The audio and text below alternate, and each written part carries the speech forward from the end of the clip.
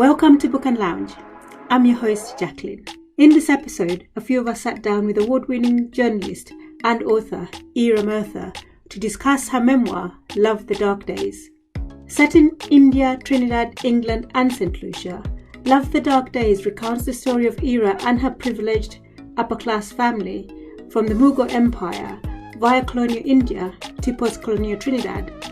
It's a tale of broken relationships between mothers and daughters, of love and of rebellion. Let's join the conversation. Thank you again very much for joining us, and I really enjoyed reading the book. The reason I guess is because it's completely from a different perspective. I've not read a book written from this perspective before, from someone from your background.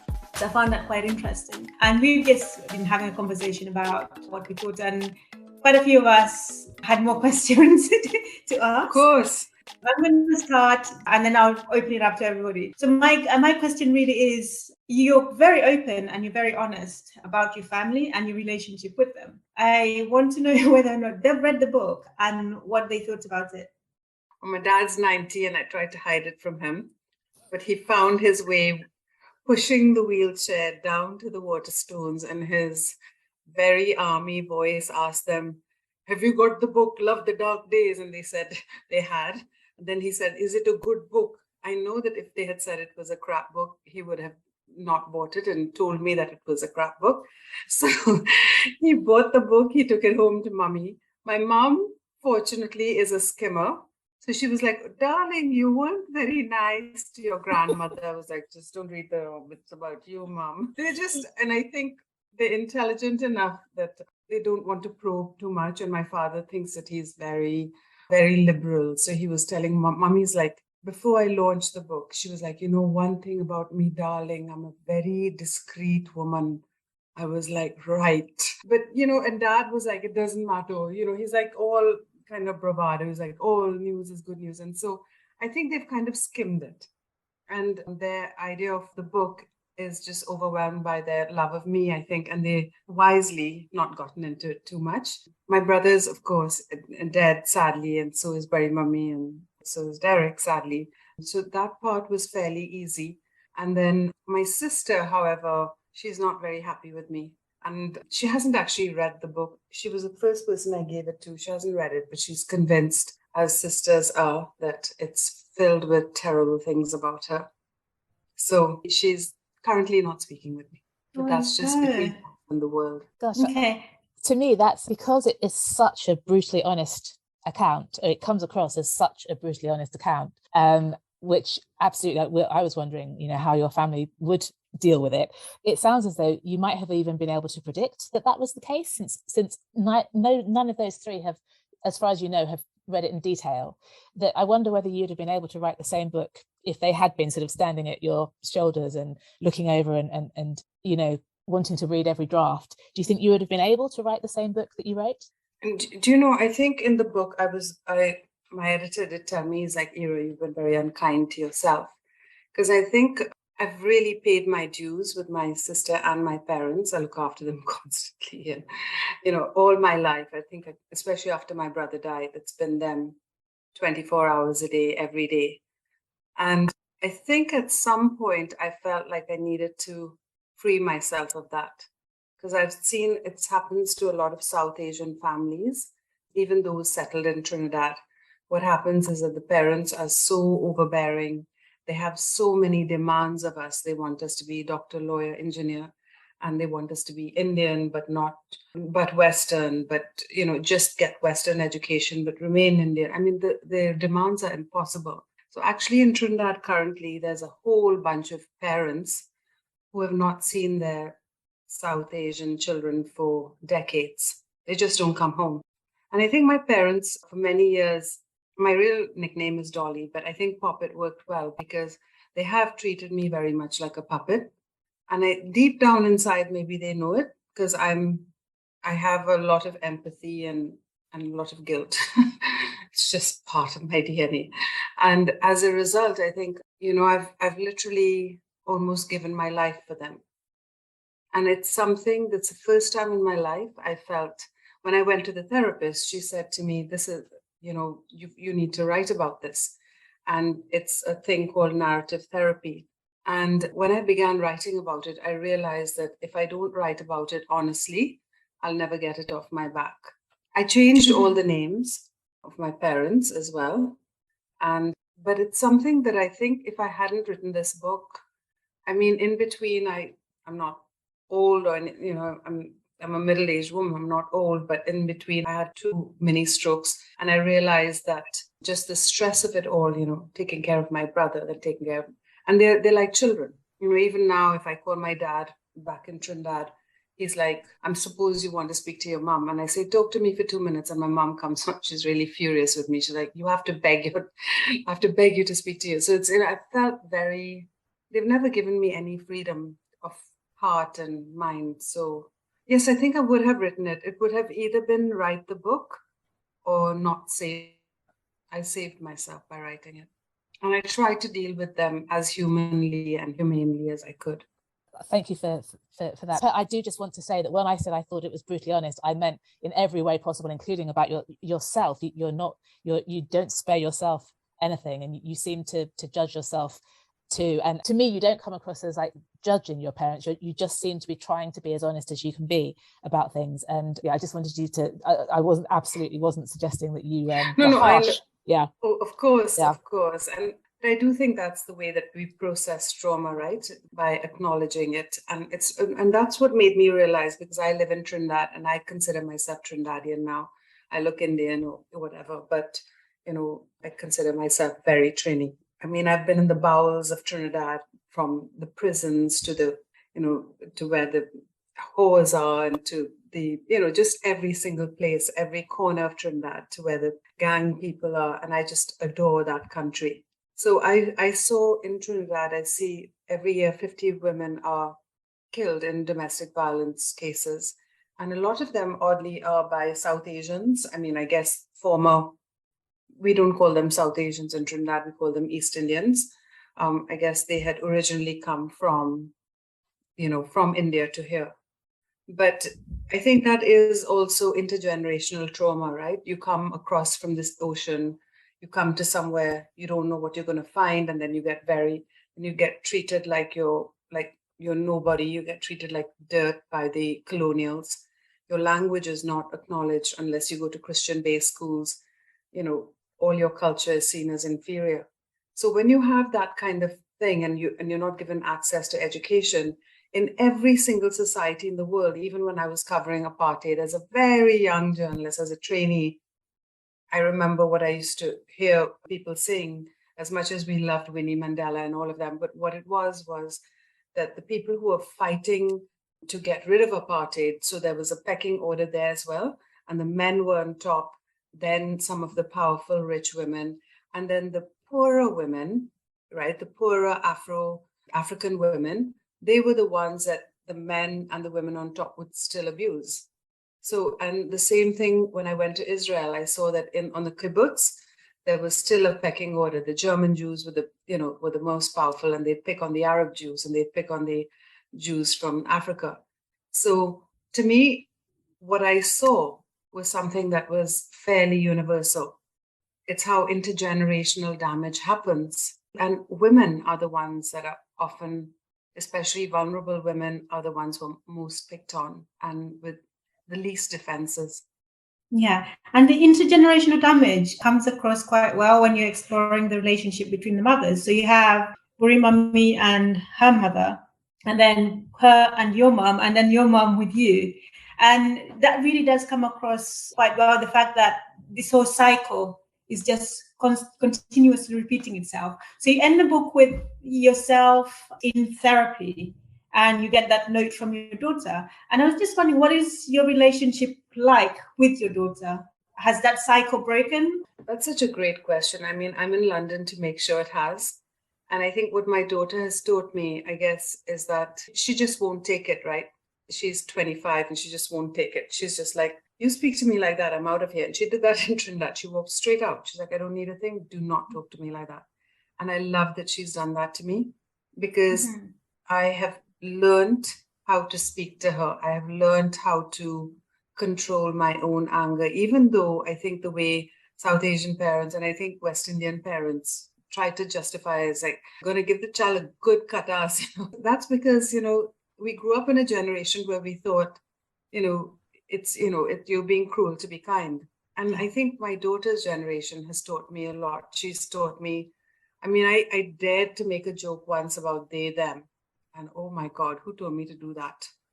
Ooh, got it in the neck, got a long lecture, said something about, trans people. And she said, do not speak like that in front of, she's like, you are so backward. And she basically broke it all down for me. I have to listen to a 2-hour lecture. So what I think I've realized is that I've broken it, but you have to be very conscious and you have to be very humble and you have to wipe yourself clean. You have to be very humble and forget the old ideas of, yes, respect is important, but I think human respect is important. And just because I'm much older than her doesn't give me any right to speak to her in a way that's disrespectful, like I was spoken to. So yeah, I've learned a lot about patience and kindness and respect for people in my care. So does anybody else have any questions? Otherwise I could hijack the whole conversation. I think I want to organize parenting classes for South Asians where you come and talk, because you're giving them a lot of wisdom. And I think it'll be very, very useful for all of them to listen to your lessons that you've learned. And I'm really disappointed that most of these South Indian people haven't joined, because I think what you're saying, everyone will relate to. Yes, it's not just Trinidad that has these issues. It's everywhere. People living outside, the way you bring up your children, the way pressures you put on them. Actually, in Trinidad, a few people originally from India, a pathologist, doctor, his daughter committed suicide because, she was going out with a Trini and, it was just seen as a no-no. And they really abused her up. So she killed herself. So, it's a real issue as to how I think South Asians treat their children, because either you actually conform and live in a very narrow box, right? Or you just get compared, harangued, this one's child is a doctor, this one, constantly. They always, South Indian parents see you as, like an extension of themselves and somebody they need to control. I don't know if you agree. Can I just add a comment to what you've both been saying about how we, treat our children or what we've seen, and it's like a generational, repetitive kind of thing. So that, like you were saying, that it affects all cultures, and that's so true, because all cultures who have been mainly come from this colonial background.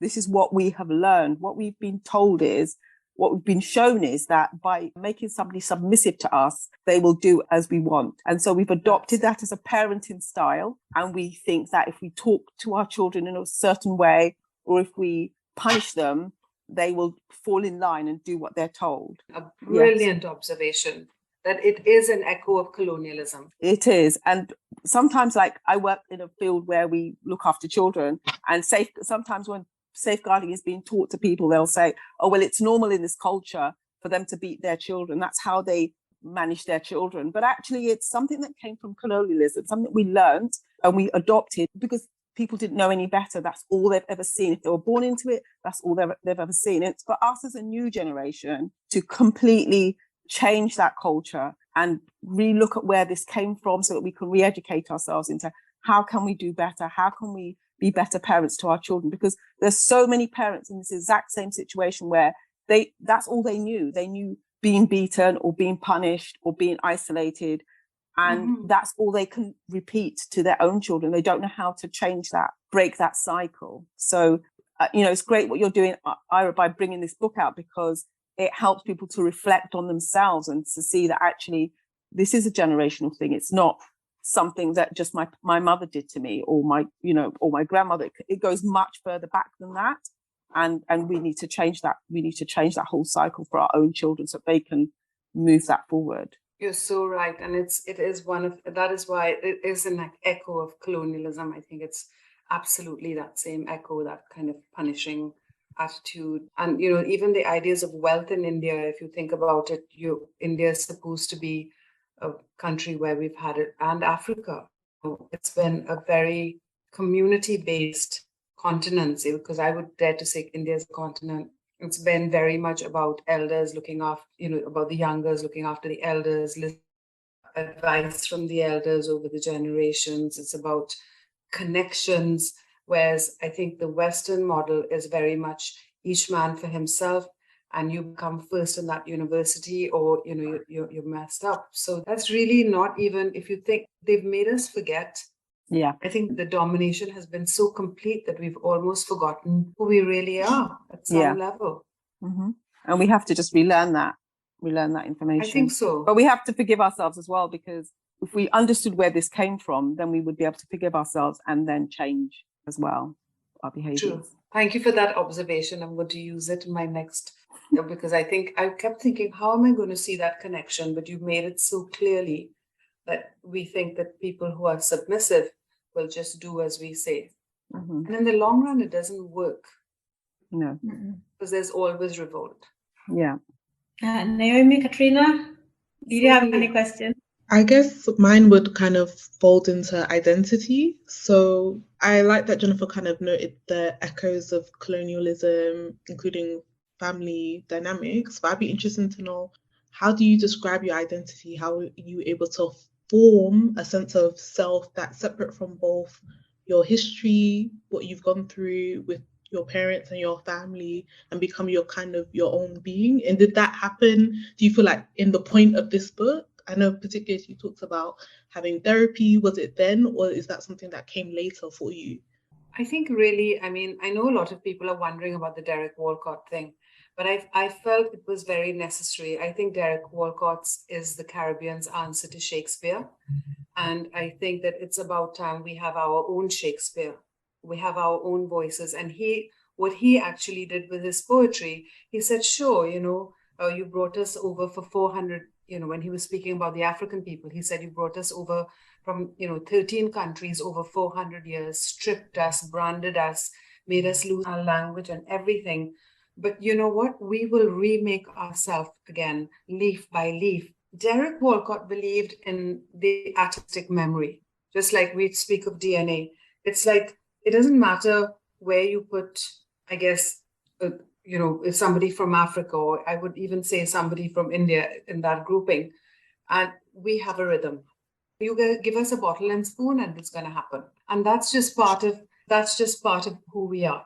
We have a sense of color. We have a sense of warmth. It's like, if I meet you more than once, I'm sure to give you a huge bear hug. It's just part of my culture. And my culture is now also the Caribbean culture. So I think when I was very confused when I went to Derek, I was like, well, if I'm not Indian, or if I'm not Muslim, I'm not Hindu, I'm not accepted at that side, but I'm not completely West Indian, well, what the hell am I? And he was like, you're in the right place. Because in Trinidad and Tobago, you can redefine yourselves. We are new islands. We're people from 5 continents. We're shorn of old hatreds. Maybe that was a good thing that they cut off all history from us, because we all start again from a clean plate. And now we get to decide who we are. And I think that in that freedom, if you come to Trinidad, you'll really walk in and you'll literally see 5 continents in one face. You'll see China, you'll see Arab, you'll see Indian, you'll see African, you'll see Spanish. And to me, that's a kind of utopia. And I believe in that. And people will look at me and say, she looks Indian. But in a sense, I think that I'm very West Indian, because I completely believe in connection between human beings, because I've lived in 3 or 4 continents, and really, I've never been attracted to people because they are my race or speak my language. That's almost immaterial to me. In fact, that is immaterial. And although, of course, I love India, I think what I really go for is people's sense of humanity, sense of curiosity about the world, sense of wonder, and a sense of kindness. And you get that in all races. And it's hard for me to say how I see myself, but I would say it's a Trini. And in Trinidad, we have this dish called callaloo. I don't know if any of you all are familiar with it. It's a callaloo bush. We put everything in it. We put crabs, we put vegetables, we put, So in a sense, that is who we are. We are very mixed people. And to me, that is a utopia of how we should live as human beings as well. It's not about, the shape of your nose or whatever. It's really about your heart. I have 2 questions following on from that. And the first one, as we were discussing earlier on, we felt that we didn't really get a sense of Trinidad in the book. We got a sense of your family and how your family interacted with the people from Trinidad, but we didn't feel like we really got a sense of other people in Trinidad. The people you've described, people being from all parts of the world. I didn't really feel like we got a sense of that. And so I was wondering whether or not it's because the East, what you call the East Indians, don't really mix with the other groups of people. Well, I think that was a very particular group, but I think I tried to describe Trinidad with the oil and the, and the cane fields. And yes, there are some natural divisions, right? So when the first Prime Minister, Dr. Eric Williams, in the time of independence, he came in, one of the first words he used was "Mati done." In other words, we are not going to take on anything colonial. So what he had done then was that a lot of the Africans, because they were already educated in English and they went to English medium schools, did end up in like maybe the more academic and civil service jobs. And the East Indians, because they came out of cane, didn't have that education and lived more in rural areas. So they did end up with the sugarcane. So there is a political divide, but that political divide really serves politicians. At the end of the day, it's a very integrated country.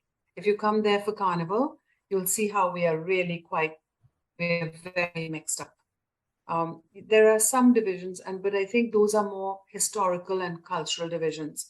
And, I came here for Notting Hill Carnival, and, absolutely in Trinidad, there's any knife, maybe one knifing. During our elections, there's no killings, and for every single festival, everybody celebrates it. So for Diwali, you'll see a set of Africans wearing kurta pajama. For Baptist Day, I do my shows, I wrap it up. I'm in the Baptist churches. We're all very supportive and loving of one another's cultures. And of course, we love holidays in Trinidad. So that helps. I hope that makes some sense. I don't think I had the time in the context of the story to explain that too much. Sure. No, because I think that's one of the, if I say problems, I don't know if it's right to say problem of the book, but it just spans such a lot that in some ways I wanted to know, I think I was misled a bit by something on the back that talks about moving from pre-independence to Trinidad and London, and not that that's incorrect, but I took it was going to be something that was a bit more political, I suppose, and explaining more about pre-independence India, and those things came in like a subtext to the stories about the families. But yes, if you didn't say so much about Trinidad, it is just such a big span, I think.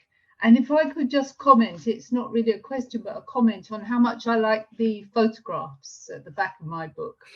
I really did. I think they helped me to understand the characters, really. I think everything needs more background, but it's impossible because it's such a big span. Anyway, those are my comments. No, and I think what you said has so much validity to it. But what I was trying to show is through the story is to show that everything that's personal is political. If my grandmother had a hard time out in colonial India, it turned very personal. They got short of the privy purse. They started, whatever's personal is if there was racism in India on a more bigger, on a scale that what the dish brought and that whole pecking order according to your skin color, then it's passed on to somebody like my grandmother, and she's racist to people like me, and and so on. And that happens, from families multiplied by millions. So I was trying to show, without actually becoming too preachy, that the personal, whatever situation, and that's the journalist in me, whatever situation we find ourselves in life, is the personal is always political. So that, if somebody dies in London from, gas prices because they can't afford, gas to warm their home or to light their stove, and they die, that's a political thing based on not just the politics of here, but politics of oil globally. and multinationals, and how that comes right down to a woman dying on her own because she can't afford gas. Do you see what I'm trying to say? But I couldn't, maybe I didn't make that clear. It was a challenge because remember, I started at 1857 from the mutiny, and then I had to bring it all the way down to 2016 to when I went to the therapist and when Derek Walcott died. It's a massive span, and that's why I think it's different of us will have wanted more of different bits, but actually that's fine. It should prompt us to go and look into those things, you know, for ourselves if we want to know more about a particular era. But but what you said was actually is actually very accurate in terms of creative writing. People should zoom into one area, and in some senses maybe I was being a little bit too ambitious. And I think part of me was also very angry as to, you know, the reason a lot of people have made that observation, why Derek Walcott? And I think, you know, even in England, everybody talks about Ted Hughes, and they talk about, you know, they talk a lot about a lot of the Nobel laureates that have in the last century. And I just think, you know, Derek Walcott was so badly treated. Yes, he was a womanizer, but no less or no more than somebody like Ted Hughes. And he too received racism, not just from Oxford, but from academia in America and in the UK. And I wanted to show how, you know, it's okay if you're, I'm sorry to say this, but if you're a white writer like Seamus Heaney or whatever, even if you're Irish, or if you're Ted Hughes, it's fine if you use your, you know, celebrity as a poet to hit on a few women, right? Nobody tells you anything. But if you're Derek Walcott, you're deprived being the poet laureate, you know, at Oxford. You're deprived of people in Oxford were so vicious to him because he was, I guess, what you guys would call mixed race, what we call red in Trinidad. People were so vicious to him that they wrote letters. One academic woman wrote letters about him and put it in the post box of 300 academics in Oxford, so he couldn't get the position. So I wanted to show racism as well in him, and I wanted to show, in a sense, and remind the world of how great he was. They was trying to do a little too much, I agree. I was just saying, I was slightly conflicted about Walcott and Naipaul because the feminists, there have been lots of stories about, well, their treatment of women. So the feminist in me sort of thinks, well, I mean, we really shouldn't be holding them in this high regard because of their attitude towards women. But at the same time, these are people who have put places like Trinidad on the map because of the great works that they've done. So I was wondering how you managed to reconcile that as you were in your relationship with him. Because you're clearly very feminist and you support women's rights, and you've done a lot to point out the injustices that women face. So I just wanted to understand how you were able to reconcile your feminism with the misogyny that they've been accused of. Well, I think that's why the book is called Love the Dark Days. I think we all have sides in us that we're not proud of. And we all have sides in us, whether we're a Nobel laureate or we're a clerk in a bank, that are exquisite and unique. And that it's about humanizing people. And that's why I don't like the cancel culture. And I always think that there's room for redemption. And that's why I went into the prisons. And I wanted to look at the faces of those men who had raped babies and killed women. And I wanted to find out why. And I also wanted to see their humanity, because no one of us can say that, you know, we're absolutely on the right side. You might meet me and, you know, we might have a long relationship and say, you know, that thing about Ira I don't like. Will that mean that if we've had a long friendship that you'll dump me forever? Or will it mean that we'll have conversations about it and there should be some kind of understanding and insight? My whole book is about looking at very difficult people, seeing their bullying nature, but also finding some ways of redeeming them, and not saying that, you know, they're without fault. But I think if you go back and back and back, you'll find that almost everybody who behaves in a certain way was because of something that happened to them. And that actually helps us as human beings to realize that if somebody treats us badly, that it's not about us, it's often about them. And can we talk about it? And it's like you talk about rehabilitation in prisons, right?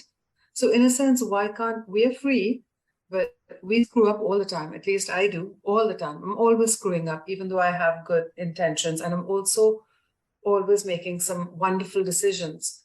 So, amazing surprises come at me at my launch. Like I'm in London, like every Trini I know came to support me, but the love and the warmth that I got, it was no longer about the book. I was like, okay, at my funeral, these are my friends. They came already and I know who loves me. So I'm just saying that I really don't believe that as humans, it's useful for any of us to throw the baby out with the bathwater and say, that person, I will never speak to them again. Or you may, of course, this is different from drawing boundaries to people who constantly are cruel to you and constantly erode something essential and about you. Draw your boundaries, but at the same time, keep an open mind and try to see why people do what they do in this life. I don't know if that makes sense. So I was trying to do that with Bari Mummy and Walcott, because nobody can take away from the fact that Naipaul was once known as the greatest living writer in English, that Walcott was the Shakespeare of the Caribbean, and he was a mix of Dutch and African. What if you read his poetry, he said, I'm just a nigger who loved the sea. I have African and Dutch in me. Either I am nobody or I'm a nation, right? Mm-hmm. So what he's saying, don't box me. Mm-hmm. And it just comes back to that. Let us be we're all part of humanity. And my next book is about Nina Simone, and I've come up with exactly the same themes. She's saying, don't box me. I'm not just a Black musician. I am like a bird. I am free. I'm part of everything. Do I make any sense, or am I sounding crazy? Because I'm sounding crazy to myself. That it does. It makes perfect sense, and I think that that is exactly the way you depict these relationships and these individuals in your book. You're not saying they are good, they are bad. You are looking at all these different aspects and what you take from them and how people interrelate. But I wanted to ask you about, in the creation of the book, how the Derek Walcott aspect helped you to create the book, because our understanding, I presume, is that you sent him the manuscript of what would have been the book without him, or yes. And at that time, did you hope that you would be able to bring him into the book, or because he's ended up framing it? So did it just change the whole way you dealt with the book? I think that I tried to. He said to me, which was a good compliment. He's like, "Oh, you're a lyrical writer, you're a poetic writer, but question some of the things that you're saying. Question them." And then I thought, how am I going to take this story that starts in 1857 and ends up in Trinidad? How am I going to make it current? And he kept saying, with poetry, you must write in the present. And how do I situate myself in the present? So that was, and I was actually lying down in yoga one day in the whole Shavasana thing. And I was like, oh my God, because I remembered how there were splinters of glass everywhere.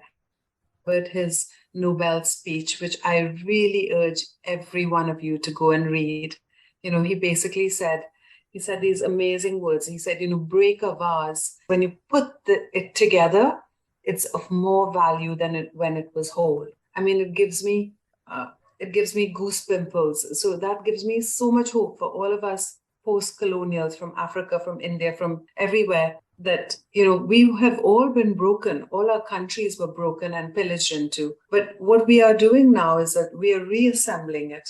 And what he has said is that it is in the reassembling that actually it's even richer than it was before we reassembled it, So I thought that that's what I was doing in a sense. The breaking of the glass was the breaking of me in a sense. And the reassembling, now that, because reassembling allows you to go back and get insight. It's like when I reassembled the story and I thought about what he said, I was able to go back and say, my great-grandmother did this, my grandmother did this, my mom did this. Oh my God, I'm doing this. Stop right there. And then when my daughter's speaking, don't just say, you're just being a brat. I put up with so much more in your age. Just really listening. So thank you for that. And I think we are got about 7 minutes to go. I just have one more question. Have you read any reviews of the book? And what have you thought about them? Well, I got some lovely reviews. I don't. Some of them are in the back of the book. I don't know if you've seen any of them. Have you got physical copies of the book, you guys, or no? Yeah. So some of those reviews were there. I got reviewed by the Telegraph. It's interesting that people didn't see the person who wrote it in the Telegraph actually saw it as, stories of great wealth and grandeur, which they were not. So what I find interesting is that this book, everybody comes to this book according to the state of their own heart. And every human heart and every human mind and every human's socialization is different. Everybody finds different things about it. People with elderly parents find the bits in the hospital and nursing home poignant. People with difficulties with their mothers or daughters find that interesting. People who want to be poets and are literary find that interesting. So, it's out there in the world. And I think as a journalist, because I've written over 800 columns in my lifetime, I just feel that it's not yours anymore. And you walk into a room of 100 people, and some might like it, some might hate it, some might not have read it, some might love it. And as a journalist, it's just my duty to just put it out there. And at the end of the day, it's no longer mine. I like how you detach yourself from it, because I think sometimes when you're writing, it's your baby. And so when you get criticism, you're like, oh my God, you kind of feel it's personal. But I like how you approach it, that, you put it out there, it no longer belongs to you. Yeah. And, in the past, my mom has been great, because every time, I've got some criticism over my columns because my columns are very opinionated. And she said, write to everybody who criticizes you, because it's the people who adore the book and, unreservedly, you're not going to learn from them. Write to those people. I've done it, even those who've been slightly abusive. And, it's been amazing because I've learned new things and I've seen my own blind spots. As human beings, we have so many. And I'm really glad actually people who criticized me are the ones who've taught me the most. And did anybody else have any questions? No, we're all good. Well, I have a couple of questions, if you all don't mind. Absolutely. Did you find it a hard read? Personally, I found it's very easy read, other than when you sometimes were needing to crowd a lot of history in, you were using conversations to present quite a lot of history and lots of titles and lots of members of the family. Those bits I would often have to reread, and sometimes found those difficult. And other than that, I found it easy to read, and those bits just slightly harder. And what did you dislike about the book? I found it an easy read and very interesting, but I personally found the Derek Walcott things kind of cutting in, and I didn't give them as much attention because I wanted to get on with the other parts of the story that we were going to come back to. So I also was reading it under a bit of time pressure because I wanted to be ready for this meeting. So maybe that's also my fault, to do that. But that's all I would say about it. But the actual writing, it's very, very easy to read and nice to do. Would you recommend it to your friends? Definitely, yeah. So from my point of view, one of the reasons I joined the book club was because I felt like I was kind of reading within myself. So things that I was picking were quite similar. So I don't usually read memoirs. So the first time I read it, at first I was kind of questioning within myself, like, I wonder how other characters within this story feel about it. Would they have had the same kind of perspective as you had? And then I kind of came to understand this is a memoir. This is from your perspective. This is your story. And so I went back and kind of reread certain parts of the book, and I had a better appreciation for it at that point. Just kind of gathering that this is one person's story, and why not let them tell it within their whole view and scope? Yeah.